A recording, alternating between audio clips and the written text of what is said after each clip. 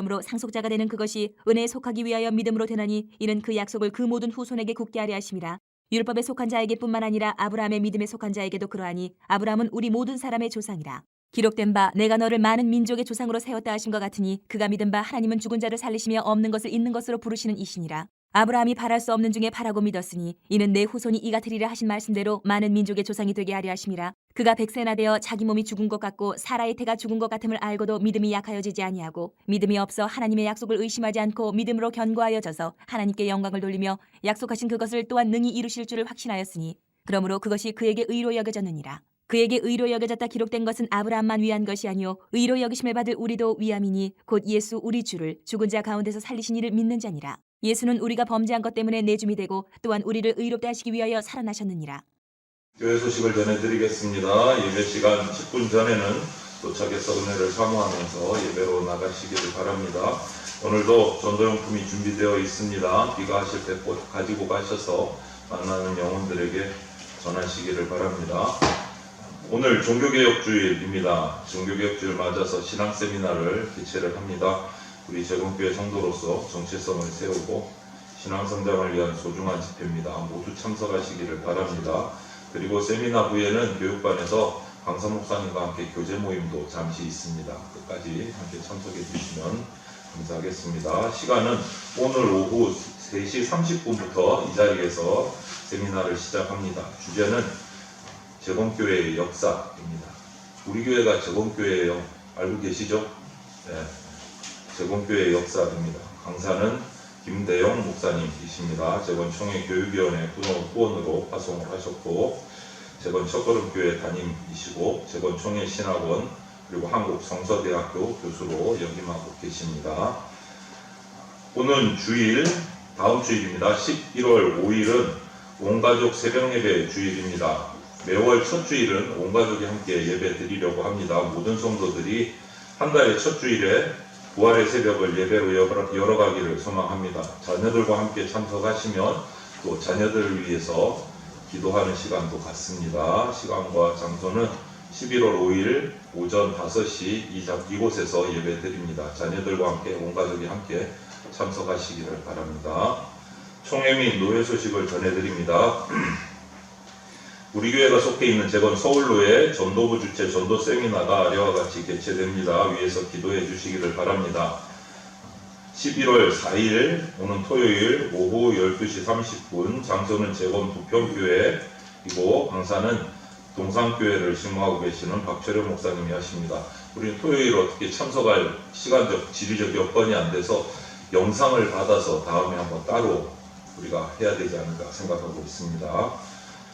제5회 목회자 초청 세미나가 아래와 같이 개최됩니다. 참석하는 목회자들을 위해서 기도해 주시기를 바랍니다. 제가 참석합니다. 11월 9일 오전 11시부터 오후 4시까지 장소는 재건 영북교회 거제도에 있습니다. 김수근 목사님께서 담임하고 계시고 주제는 참교회의 역사, 강사는 권현익 선교사님, 총신 신대원 졸업하셨고 미국 오이코스 대학교 박사학위를 수료하셨습니다. 영국교회는 큰 교회가 아니에요. 우리 교회보다 작아요. 시골교회예요. 시골교회인데 전국 목회자들을 초청해서 매년 한 번씩 이렇게 섬기고 있습니다. 자신들의 재정을 투입을 해서 목회자를 섬기고 있어요. 작은 시골교회인데도 불구하고 우리 교회도 이런 사역들이 이제 앞으로 생겨날 수 있으면 참 좋겠습니다. 105회기 총회 교육위원회 워크숍이 아래와 같이 개최됩니다. 참석자들을 위해서 기도해 주시기 바랍니다. 제가 전문위원과 공과지필자로 참석합니다. 11월 9일 목요일 저녁부터 10일 금요일까지 재건 영북교회 거제 자연휴양림에서 워크숍이 개최가 됩니다. 참석 대상자는 총회 교육위원, 전문위원, 공과지필자입니다. 그래서 목회자 두 번 움직이기가 힘들어서 서로 협력해서 목회자 초청 세미나 영북교회 이어서 1박 2일로 행사가 두 가지가 연속해서 이어서 개최가 되고 제가 참석을 합니다. 위에서 기도해 주시기를 바랍니다. 창세기를 강의하고 있었는데 오늘은 종교개혁주의를 맞아서 창세기를 잠시 한 주간 쉬고 종교개혁주의에 맞는 말씀을 나누려고 합니다.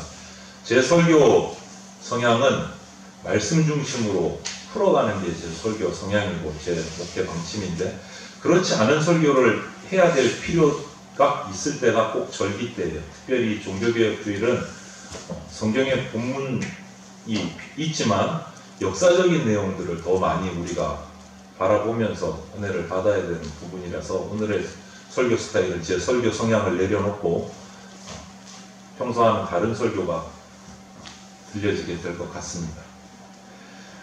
생명은 언제나 계속적인 변화가 필요합니다.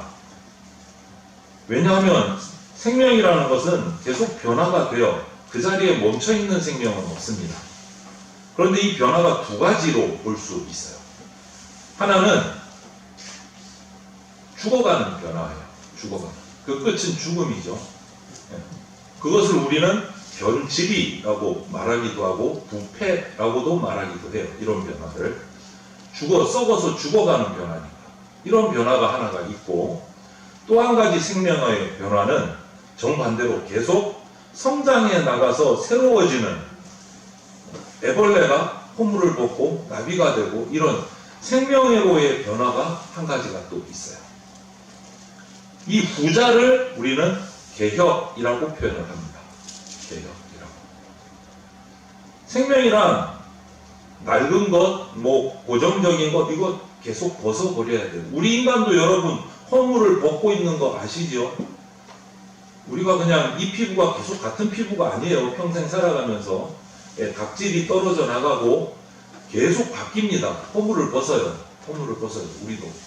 왜? 살아있기 때문에 계속 오래된 것, 고정적인 것, 낡은 것들을 벗어버리고 새로운 것으로 성장해 나가는 거예요. 계속적으로 개혁해야 되는 거예요. 그렇지 않으면 정반대의 변화가 일어나요. 뭐라고요? 부패해서 썩어서 결국은 죽음으로 가는 변화. 둘 중에 하나예요. 중간은 없어요. 생명이 있다면. 둘 중에 하나의 변화가 반드시 있어요. 그리고 우리가 모든 일을 할 때, 여러분들 일을 할 때 목적이 있습니다. 그 목적을 위해서 방법도 수단도 찾아서 그 목적을 이루기 위해서 우리가 일을 하잖아요. 인생을 살아갑니다. 그런데 이 목적을 정하고 그 목적만 바라보고 수단과 방법을 가리지 않고 막 총력을 기울이다 보면 어느 날 갑자기 내가 뭐하고 있지? 내가 어디 가려고 이러고 있어? 이러는 경우가 생겨요. 목적을 상실해버리는 거예요. 너무 방법과 이 수단과 하는 일에 집중을 하다 보니까 내가 이거에서 뭐 하려고 했지? 그거를 상실해버리는 경우가 있어요. 인생 가운데 우리가. 방법과 수단이 목적을 배신해버리는 거예요. 돈을 많이 벌고 싶어요. 왜 버느냐가 중요한데 무엇을 위해서 돈을 모으느냐가 중요한데 그냥 한 푼이라도 더 모으는 데 집중하다 보면 목적이 사라지는 거예요. 목적이 사라집니다. 돈을 모아서 뭐 하려고 이게 중요한데 그게 없어. 그냥 모아. 한 푼이라도 더. 이러면 이상해지는 거죠. 문제가 생기는 거예요. 목적이 없어지는. 수단과 방법에 그냥 빠져버렸어. 그래서 항상 중요한 것은 우리가 인생을 살아가면서 처음에 내가 세우는 그 첫 마음, 목적이 뭐지? 이것을 날마다 물어야 돼요. 내가 이 일을 왜 하고 있지? 뭐 하려고? 이것을 꼭 물어야 돼요. 꼭 기억하셔야 돼요. 이게 개혁하기 위한 첫 번째 필요성이에요. 무엇을 위해 달려가고 있는가? 그럼 여러분 개혁은 어떻게 이루어질까? 개혁은 첫 번째가 내적인 변화에서부터 시작이 돼요. 주체가 먼저 내가 먼저 변화돼야 됩니다. 내가 밖을 고쳐서 안을 고치겠다? 이거는 잘못된 생각이에요. 나는 가만히 있으면서 야, 너 잘못했잖아. 이쪽으로 고치고 저쪽으로 고치고 이리 가고 저리 가고 자기는 안 움직여. 가만히 있어. 세상이 이래서 되겠나? 자기는 하나도 안 바뀌면서 계속 비판만 해요. 그러면 뭐가 될까요? 시끄럽고 분쟁만 일어나요. 그렇게 하지 않으려면 뒤집어져야 돼요. 나부터 바뀌어요. 나부터. 개혁은 나로부터 시작되는 겁니다. 나로부터. 우리 교회는 작아서 우리 교회는 뭐 해서 뭐가 어떻게 해서 안 돼. 자기는 안 돌아가. 손가락질이 밖으로만 가. 안으로 안 들어와. 이러면 개혁이 안 돼요. 관심을 내 영혼 이쪽으로 돌려야 진짜 개혁이 시작이 됩니다. 개혁은 내적인 변화부터요. 또 개혁은요, 본래로 돌아가야 돼요. 본래성, 원래대로 돌아가야 돼요. 원래 정신으로, 원래 진리대로 돌아가려고 부단히 노력하는 게 개혁이에요. 종교개혁, 오늘 종교개혁 주일이잖아요. 종교개혁. 뭔가 새로운 것을 꿈꾸고 새로운 것을 만들어 나가는 게 종교개혁이 아니에요. 원점으로 돌아가자는 거예요. 예수 그리스도의 교회로 돌아가자, 초대교회로 돌아가자. 이 작업이 종교개혁이에요. 뭔가 새로운 걸 만들자는 게 아니에요. 원점, 처음 마음으로, 처음 정신으로, 처음 예수님을 믿었을 때의 그 순수함으로 돌아가자. 이거예요. 종교개혁.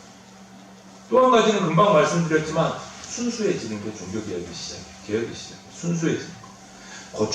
거추장스럽고 복잡한 거 이런 거 다 그냥 줄여내고 가뿐하고 단순하게 순수해지는 거. 이게 개혁이에요.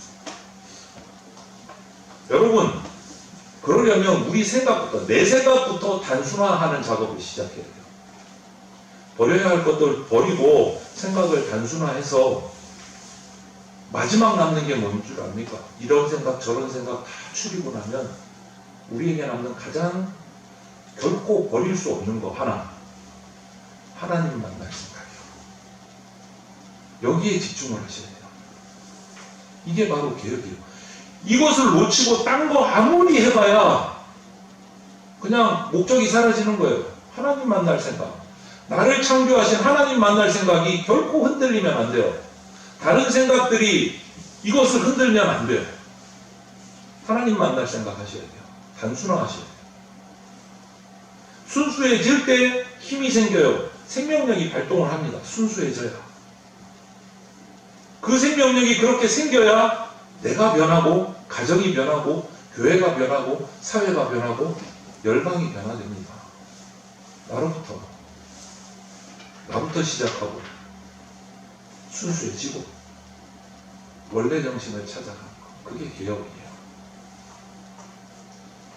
이제 역사 얘기를 좀 하려고 합니다. 1517년 10월 31일 마틴 루터라는 사람이 독일의 비텐베르그 대학교의 정문에다가 큰 종이를 딱 붙였어요. 그게 이거예요. 아직도 박물관에 남아있어요. 작아서 잘 안 보이시죠? 그래서 안 넣었던 사진을 넣었어요. 이게 원본이 지금 박물관에 보관되어 있는 원본이에요. 비텐베르그 교회 정문에다가 95개 조항의 반박문을 종이에 써서 딱 붙였어요. 이것이 종교개혁 시작이고 506년을 올해로 맞이합니다. 루터의 종교개혁 정신은요, 세 가지예요. 오직 성경, 오직 믿음, 오직 은혜. 오직 성경, 오직 믿음, 오직 은혜. 이것이 루터 종교개혁의 뿌리와 같은 정신이에요. 우리 기독교의 정신이에요. 기독교가 개혁해야 돼, 돌아가야 돼 기본이고 처음 정신이에요. 오직 성경, 오직 믿음, 오직 은혜. 이걸로 돌아가자 하는 것이 종교개혁이에요. 종교개혁자 마틴 루터는 처음부터 이렇게 막 의리의리한 엄청난 종교개혁을 하겠다 막 꿈을 품고 의지를 품고 막 준비를 했느냐? 아니요. 세상에 별 큰 관심 없던 사람이었어요. 법학도였어요. 법학도. 그냥 궁극적인 관심이 뭐 교회가 잘 돼야 되고 교리가 잘못됐고 뭐 이런 데 전혀 관심이 없었던 인물이에요. 그랬던 그가 종교개혁을 하게 됐어요. 이런 엄청난 일명 사고를 치면서 그 당시에는 이게 있을 수 없는 일이에요. 루터의 관심은 어디에 있었느냐? 첫 번째는 자기 자신에게 있었어요. 이거 어디서 많이 듣던 얘기죠. 금방 조금 전에 했던 일. 자기 자신에게 있었어요. 관심. 이 세대가 문제가 되는 게 아니고 내가 문제라는 거예요. 내게 풀지 못한 문제들이 너무 많은 거예요. 나를 쳐다보게 되는 거예요. 조용히 내가 할 일부터 먼저 충실해야 돼요. 여러분, 오늘날 살아가는 우리 현대인들에게 한번 생각해 보세요. 이 말이 맞는지 틀리는지. 불평은 있는데 고민이 없어요. 제 말이 맞습니까? 틀립니까? 여러분, 불평은 있는데 고민은 없습니다. 정 목사가 잘못 판단한 겁니까? 한번 들어보십시오. 심지어는 지성인이라고 공부 많이 한 분이라고 하는 분들까지도 남들이 뭐라고 하나, 내 명예를, 남들의 평가를 챙기느라고 정신이 없어요. 여러분, 이거는 고민이 아니에요. 걱정이지. 고민이 아니지. 맞죠? 고민이 아닙니다. 이건 걱정이지.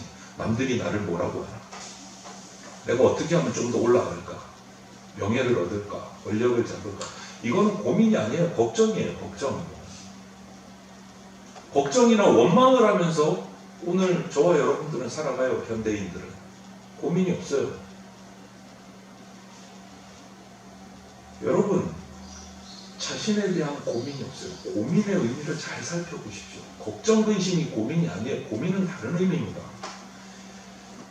내가 왜 살아있는가? 왜 태어났는가? 나는 무엇을 하면서 살아가야 하나? 나는 언제까지 사나? 죽으면 끝인가? 죽음 뒤에 또 뭔가 있나? 내가 지금 착하게 사는 게 맞을까? 악하게 사는 게 맞을까? 이게 고민이에요. 이게 고민이에요. 이런 게 고민이에요. 어딜 둘러가도 그런데 모두 뭔가 사고 치면 자기는 빠져나가고 책임지우고 자기는 쏙쏙 빠져나갈 그러한 걱정 근심만 하고 있지, 나 때문입니다 하고 고민하고 자복하는 사람이 없어. 보기 드물어요. 내가 바로 죄인입니다 라고 말하는 사람이 없어서 답답한 사회입니다. 문제는요, 루터의 관심과 똑같아요. 내 죄고 내 잘못이다. 이것을 어떻게 해결할까? 그것이 종교개혁자가 된 루터의 첫 번째 관심이고 고민이었어요. 자기 죄 때문에 정말 많이 고민했습니다. 그래서 수도원으로 갔어요. 기록을 보니까 어거스틴 수도원이라는 곳에 들어갔어요. 그 자기 죄의 문제를 좀 해결하고 싶어서 목회자들한테 가서 좀 상담을 하고 뭐 해가지고 좀 해결책을 찾으려고 수도원에 들어가서 살았어요. 수도원에 있으면서 무슨 죄를 지켰습니까? 고민만 진탕한 거죠.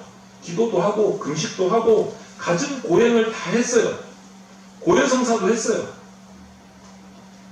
기록을 보니까 이런 기록이 있어요. 내가 나쁜 마음 먹었습니다. 질투했습니다. 의심했습니다. 뭐 이런 것들을 하루에 20번 이상 찾아가서 신부님한테 고해성사를 한 거예요. 하루에 20번이 넘게 찾아가서 신부님 어쩌고 저쩌고. 나중에는 신부님이 하도 힘들고 귀찮아가지고 루터야, 죄를 한꺼번에 모아갖고 한 방에 하자. 이렇게 말할 정도. 막 한 번만, 내가 뭐 잘못했네. 쪼르륵 쳐서 신부님 내가 의심했어요. 하루에 20번이 넘게 왔다 갔다 하니까 신부님이 그냥 질리신 거예요. 이런 기록이 남아있어요. 그냥 한 번에 모아서 한 방에 하자. 여러분, 그런데 이런 루터의 고민과 같은 고민이 우리에게 있어야 돼요. 고민이 없기에 평안하지도 않고 고민이 없기에 개혁이 이루어지지도 않는 거예요. 이런 진중한 고민이 우리 가운데 있어야 돼요. 서두에 말씀드렸듯이 루터는요, 신학자가 아니에요. 법대를 나왔습니다. 공부는 법이에요. 전공은 법을 했어요. 법 쪽의 꿈을 안고 졸업반에 이르렀어요. 학교 다닐 때. 그런데 자신의 절친인 알렉시스라는 친구와 함께 길을 가다가 벼락이 쳤는데, 정말 이게 드문 일인데 친구가 벼락을 맞아가지고 죽은 거예요. 차가 새까맣게 타서 죽어버려. 그걸 바로 눈앞에서 본 거예요. 같이 길을 가다가. 상상을 한번 해보십시오. 내 바로 옆에 가던 절친이 갑자기 벼락을 맞아서 불타서 죽었다. 얼마나 충격이고 놀라고 감당이 안 될 거 아니에요. 벌벌 떨면서 그 자리에 엎드러져서 그냥 입에서 나오는 대로 기도를 했어요. 성한나요. 그때는 거의 가톨릭 시대였거든요. 성한나요. 나를 살려주십시오. 내가 그럼 수도사가 되겠습니다. 아니 법대생님 수도사가 되겠습니다. 그냥 납작 엎드려서 입에서 나오는 대로 터져 나오는 대로 기도를 했어요.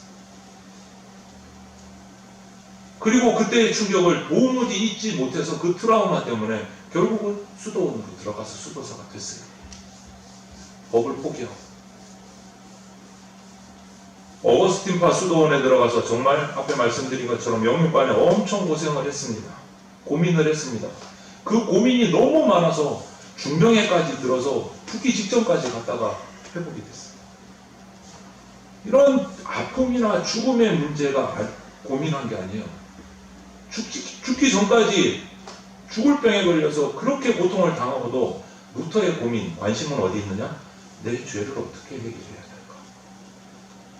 어떻게 해결해야 될까? 고행을 해도 안 되고 도해성사를 해도 해결이 안 되고 나는 계속 괴롭고 죄의 아픔이 나를 짓눌러 오고 이거 어떻게 해야 될까? 여러분 사실 정말 고민되는 문제는요, 우리 인간에게 죽고 사는 문제가 아니고 결국 하나님 앞에 내가 어떻게 설 것인가가 문제예요. 서두에 말씀드렸죠. 다 가지치기 하고 하나만 남겨놓으라고. 내가 하나님 앞에 어떻게 만날 것인가. 하나님 앞에 설 때 내가 어떤 모습으로 설 수 있을까?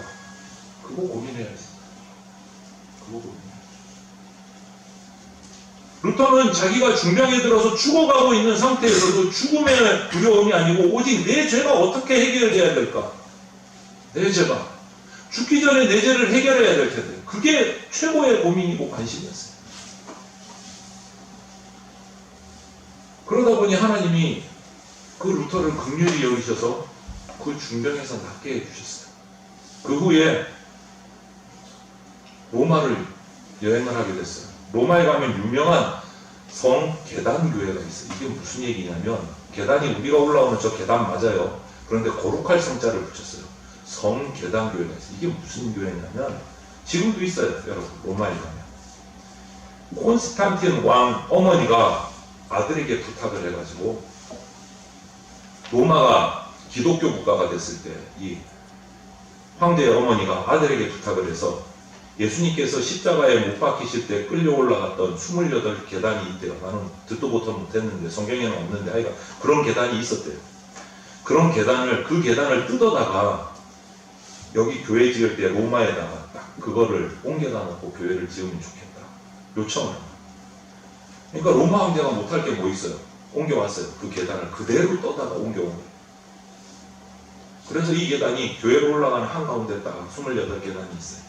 오늘날도 있어요. 가는 사람들이 그냥 안 올라가요. 신발을 벗고 바지를 걷어 올리고 무릎으로 28개 계단을 올라가요. 무릎이 까지고 피가 나겠죠. 울퉁불퉁한데. 그러면 죄사함을 받는다. 로마의 성교회, 계단교회가 그런 거예요. 그런데 마틴 루터가 거기를 찾아가서 자기도 그렇게 한 거예요. 계단을 올라갈 때마다 입을 맞추고 무릎으로 기어 올라가고 500여 년 전에 루터도 그런 거예요. 그렇게 올라갔어요. 그런데 마음의 평화가 안 와.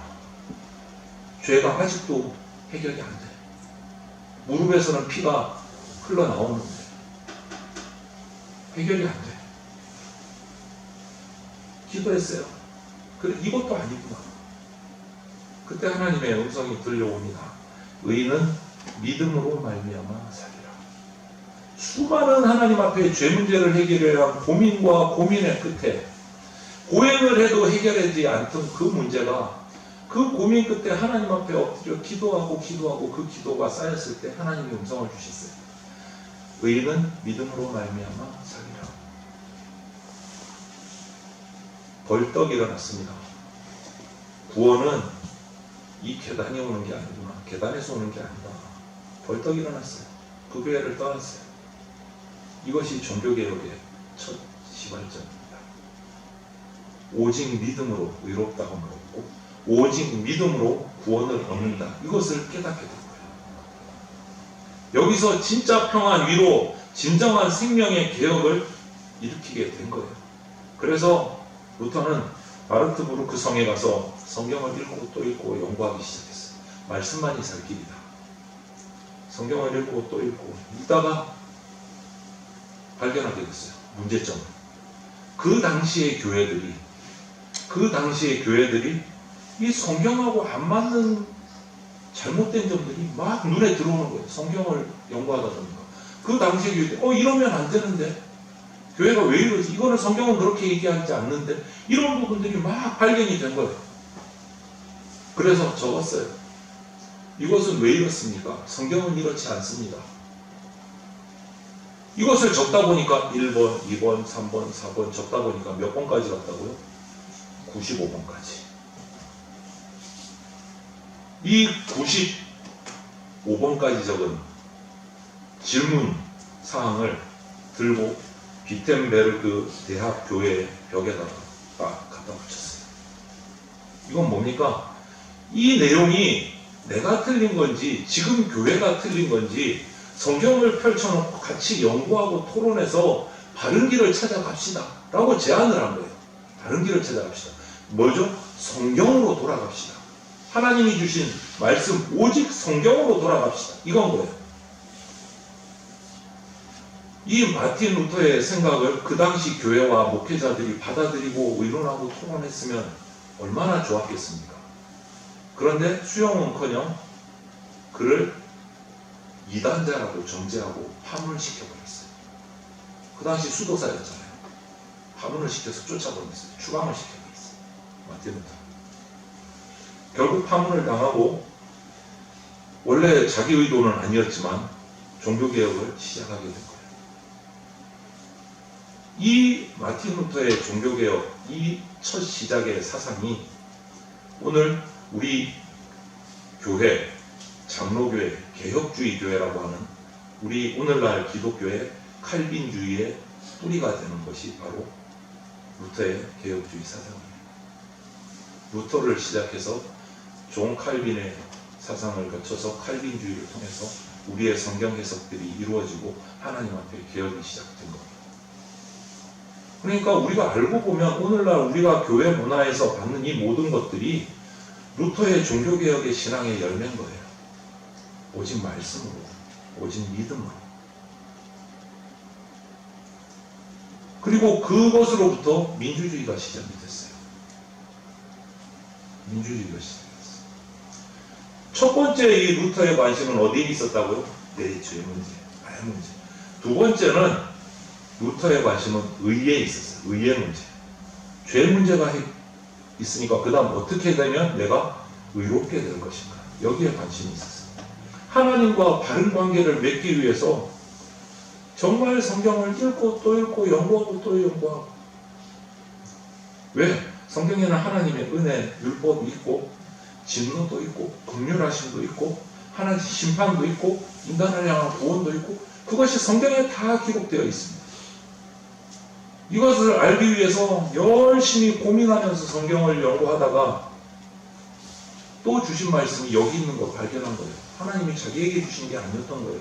주셨는데 로마 성경에 적혀있는 걸 그때서야 발견한 거예요. 로마서 1장 17절 의인은 믿음으로 말미암아 살리라. 성경에 있단 말씀인 거예요. 의인은 믿음으로 말미암아 살리라. 인간의 의로움을 가지고는 도저히 하나님 앞에 설 수가 없고 오직 인간이 하나님 앞에 나가서 하나님을 만날 수 있는 길은 하나님의 은혜밖에 없다. 그것을 깨달은 거예요. 하나님의 은혜밖에 없다. 그리고 나서 예수님의 십자가를 바라보니까 하나님의 그 우리 인간의 죄 때문에 진노하시는 것 그리고 그것을 용서해 주시는 의가 전부 다 예수님의 십자가로 다 가는구나 라는 것을 보게 된 거예요. 하나님의 그 죄에 대한 진노와 심판이 예수님의 십자가에 의해서 다 채워지고 하나님의 말씀 율법이 완성되고 그 십자가를 통해서 우리에게 사랑으로 내려오셨구나를 그때서야 깨달은 거예요. 그 의를 받아들임으로 우리가 믿음으로 의롭다함을 받게 된다라는 것을 깨닫게 됩니다. 여러분, 의인은 믿음으로 말미암아 삽니다. 저와 여러분은 믿음으로 말미암아 삽니다.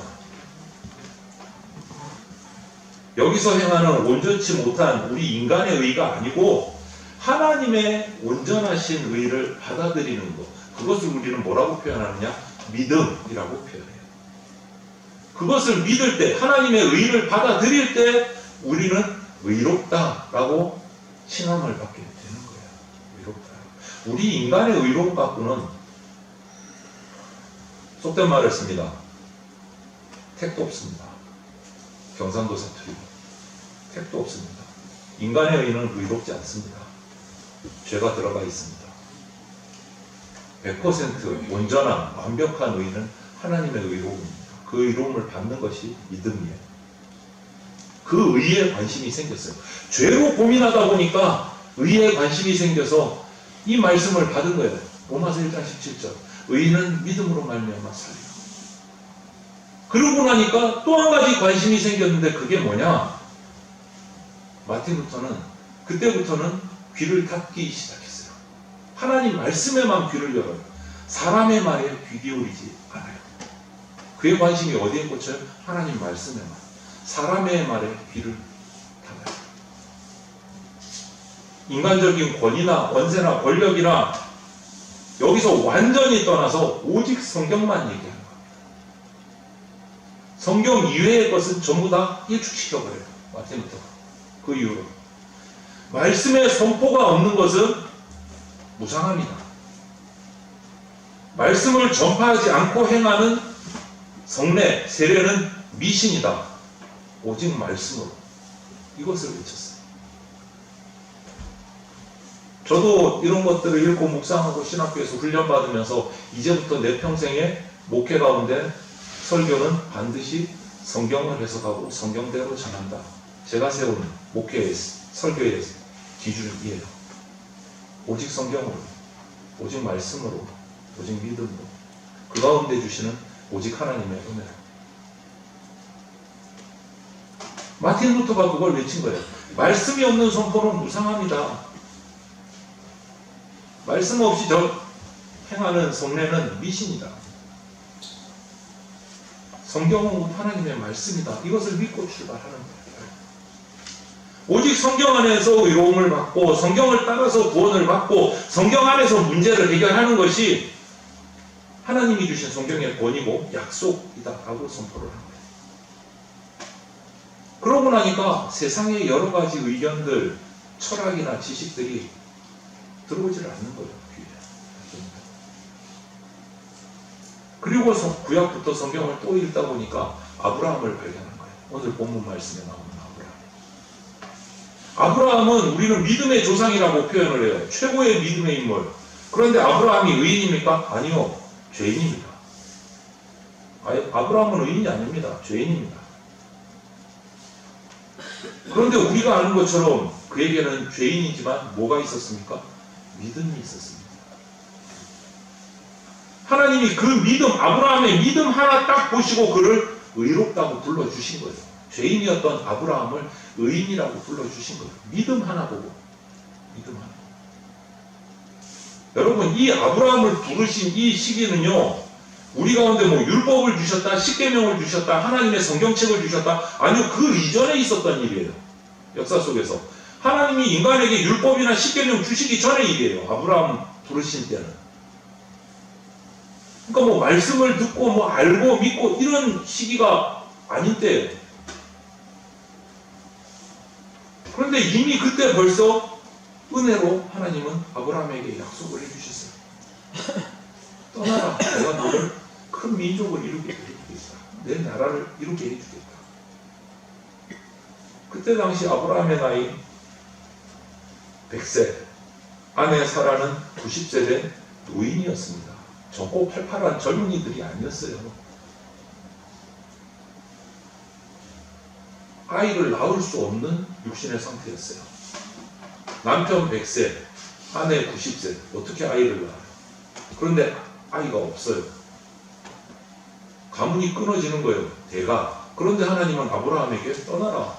민족을 이루게 해주겠다. 나라를 이루게 해주겠다. 말이 안 되는 거잖아요. 그런데 아브라함은 이 불가능한 하나님의 약속을 믿고 떠났어요. 믿고 떠났어요. 아들을 낳게 해주겠다. 엄청난 약속을. 놀랍게도 아브라함은 믿고 떠난 거예요. 그리고 오늘 19절, 20절에 우리가 보는 그대로 그는 자기 몸에 죽은 것 같음과 사라의 태에 죽은 것 같음은 알고도 믿음이 약해지지 않고 오히려 자기의 세상의 지식을 완전히 그냥 내려놓고 포기하고 부인하고 하나님의 말씀을 받아들이고 순종합니다. 마침내 100세에 아들을 얻습니다. 아들을 얻습니다. 여러분 누가 100세에 아들 낳았다는 거 이거 우리나라 지금 우리 가운데는 뭐 난리가 나겠죠. 뭐 뉴스 나오고 뭐 토픽이 될 거예요. 그런데 이게 중요한 게 아니에요. 100세에 아이를 낳았다가 문제가 아니고 여기서 우리가 이 문제를 아브라함의 이 믿음의 문제를 내 문제로 한번 방향을 돌이켜서 생각해 보세요. 내가 아브라함이었다면 죽은 것 같이 아무 소망 없는 존재인 나는 하나님이 부르셨다. 어떻게 했을까? 나를 생각해 보세요. 개혁을 위해서. 하나님께서 아무 소망 없는 나를 부르셨다. 그리고 나를 사랑하셨다. 나는 어떻게 반응이 아니라 지금 나는 어떻게 반응하고 있나? 나를 생각해 보세요. 하나님 말씀 앞에서 나는 어떻게 반응하고 있나? 그것을 순종으로 아브라함처럼 나갈 때 나는 삽니다. 나는 의롭다 함을 얻습니다. 나는 하나님의 자녀가 될 수 있습니다. 이것을 우리는 뭐라고 말합니까? 믿음이라고 말하고 개혁이라고 말합니다. 믿음으로 말미암아 의롭다 함을 얻는다는 것은 성경에도 성령께서 확증하고 계신 거예요. 마지막으로 루터는요, 이것들을 다 고민하고 나서 해결받고 나니까 관심이 어디에 꽂히느냐? 오직 하나님. 하나님하고 나와의 수직관계, 1대1의 관계에만 그게 제일 중요한 일이 되어버렸어요. 하나님과 나와의 관계, 나가 오늘 하나님 앞에서 내가 똑바로 살았나? 내가 하나님과 나 관계에서 비틀어진 일 없나? 거기에 모든 게 최우선에 거기에 꽂혀버린 거예요, 관심이. 누가 내 대신 기도해주고 누가 내 대신 중보해주고 이게 중요한 게 아니란 말이에요, 여러분. 내가 직접 하나님의 왕같은 제사장으로 하나님 앞에 기도하고 하나님을 만나야 된다는 거예요. 목사님이 나 위해서 기도해 주시겠지. 기도하죠. 그렇다고 그걸로 끝내시면 안 돼요. 하나님과의 관계는 1대1이에요. 1대1. 여러분과 하나님 각자의 관계예요. 어머니가 기도하니까 나는 막 살아도 돼. 택도 없는 소리 하지 마십시오. 하나님과의 관계는 1대1입니다. 1대1. 나 대신 누가 뭐 해주고, 나 대신 뭐 헌신해주고. 이 당시에 있었던 일이 그게 뭔 줄 압니까? 면죄부를 판 거예요, 교회가. 돈 주고 이거 사면 교회에서 기도해주고 지옥에 떨어지지 않고 천국 간다. 면죄부만 사라. 그러면 막 살아도 된다. 이게 잘못된 거예요. 이게 잘못된 거예요. 그걸로 해결될 문제가 아닌 거예요. 그래서 루터는 죄 때문에 자기를 고민했고 의를 찾기 위해 고민했고 그래서 그것을 발견하고 오로지 말씀에만 들어갔고 그리고 하나님과 나와의 관계에 모든 우선순위를 집중한 거예요. 문제는 나 자신이 하나님 앞에 믿음으로 1대1로 수직의 관계가 제대로 연결되어 있느냐 거기에 관심이 집중돼야 돼요. 저와 여러분들이 오늘부터요.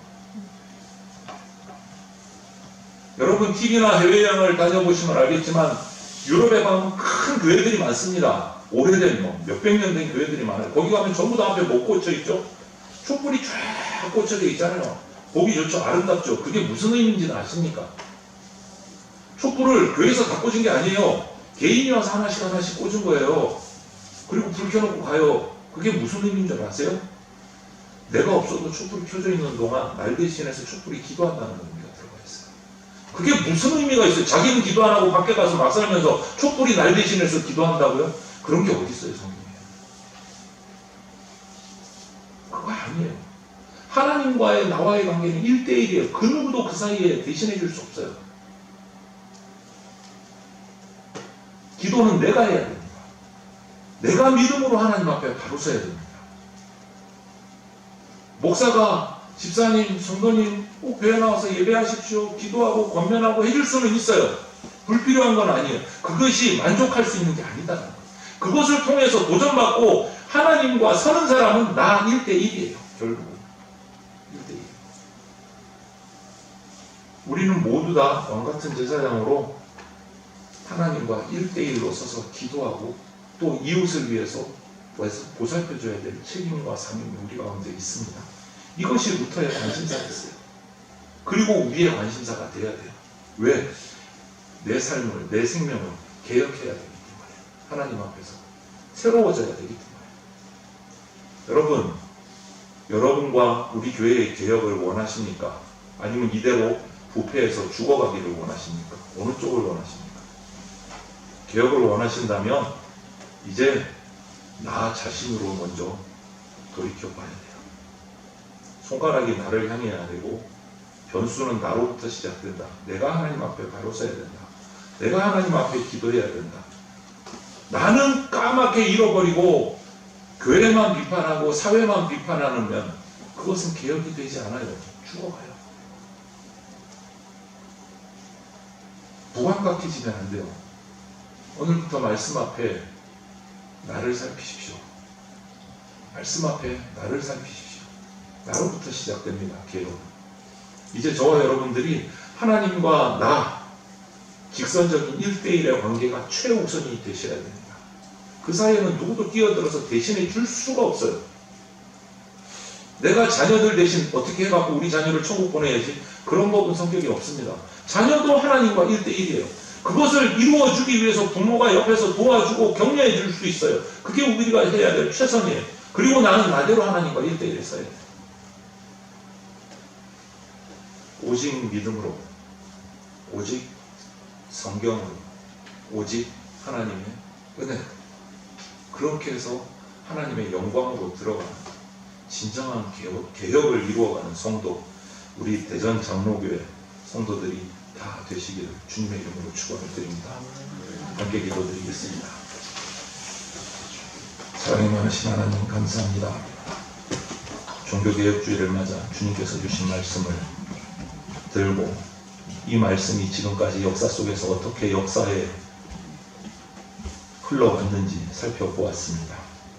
오직 믿음으로 말미암아 의롭다 하심을 얻는다는 그 하나님의 말씀을 발견한 우리의 신앙의 선배인 마틴 루터로부터 시작된 이 개혁이 오늘 이 시대에 나로부터 다시금 이어져 가게 하여 주시옵소서.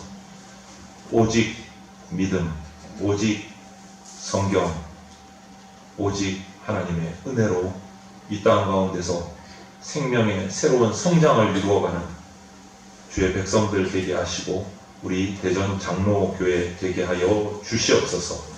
감사드리며 예수 그리스도 이름으로 기도드립니다. 아멘. 기도드리겠습니다. 주 예수 그리스도의 피 묻은 십자가 은혜와 독생자를 보내주신 하나님 아버지의 그 크신 사랑과 지금 이 순간에도 역사하고 계시는 성령님의 보호 인도하심이 세상을 향한 관심을 이제 그만 거두고 하나님 앞에서 나의 삶을 살피며 하나님과 나와의 1대1의 관계에 관심을 두고 오직 믿음, 오직 성경, 오직 하나님의 은혜로 진정한 삶의 개혁을 이루어가는 성도가 되어서 하나님의 영광을 돌려드리는 천국 백성 되기로 결단하는 대전장로교회 성도들과 모든 주의 백성들 머리 위에 영원토록 함께 있을지어다. 아멘.